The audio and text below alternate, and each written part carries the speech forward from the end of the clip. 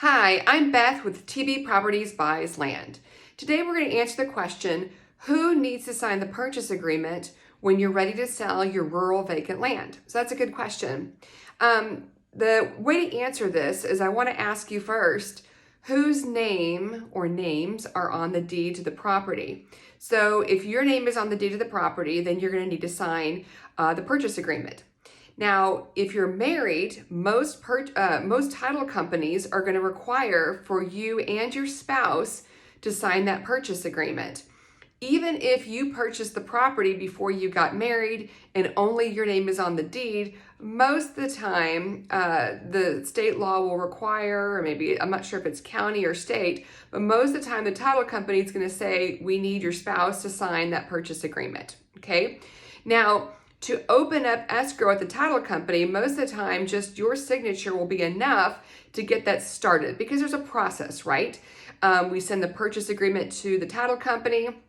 They set up a file. They do a title search and come up with a title commitment. And one of the requirements in that title commitment may be that the spouse needs to sign the original purchase contract or purchase agreement, and they'll have to sign the closing documents. Okay, now this is if your name's on the purchase agreement. What if this is inherited property? So it gets a little bit more complicated at this process. We're going to ask you a series of questions. So whose name is on the deed? Okay, so maybe this is a grandma. And we're going to ask, the next question we're going to ask is, how many children did she have? Did she ever remarry?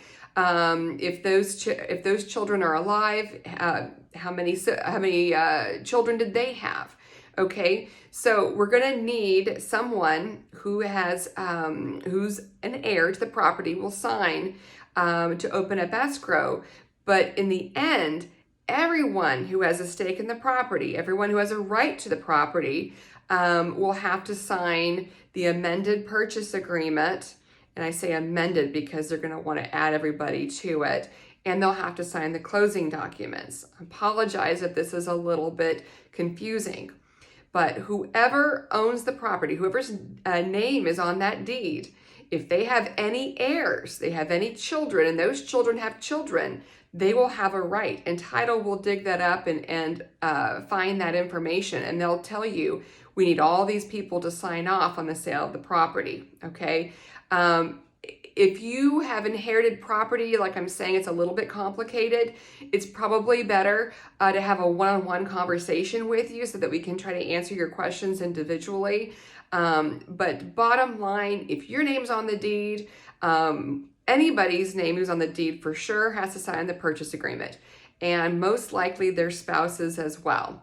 Again, if it's inherited property, every heir will eventually have to sign that original contract and for sure the closing documents. But again, please feel free to reach out. This is a little bit confusing and every situation's a little bit different, but we're happy to walk you through it. We have bought many properties that are inherited, and we've worked with a lot of people, who've been married and bought property beforehand. We've dealt with a lot of title issues.